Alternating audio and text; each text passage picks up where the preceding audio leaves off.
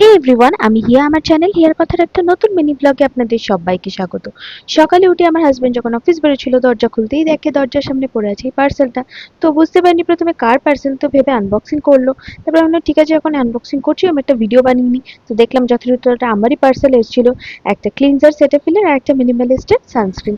তারপর দুপুরবেলা আমি আর মা মিলে এখানে বসে মটর পড়লাম লাঞ্চ সিদ্ধি, করতে। এটা মসুর ডাল, এটা সর্ষে পোস্ত বাটা দিয়ে মাছ, চিংড়ি মাছ। এটা আমি করেছি, এটা আমি করেছি, এটা শসা, মা করেছে। না মামুনি,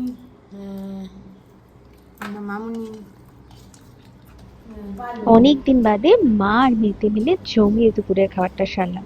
সমস্ত মেনু কিন্তু ভীষণ সিম্পল, কিন্তু তবুও এই সিম্পলের মধ্যেও যেহেতু মায়ের সাথে বসে একসাথে খাচ্ছি, এটা কিন্তু একটা অসাধারণ মুহূর্ত তৈরি করে। আর শুধু তো খাওয়া দাওয়া নয়, তার সাথে জড়িয়ে থাকে কত ছোটবেলার স্মৃতি, কত গল্প।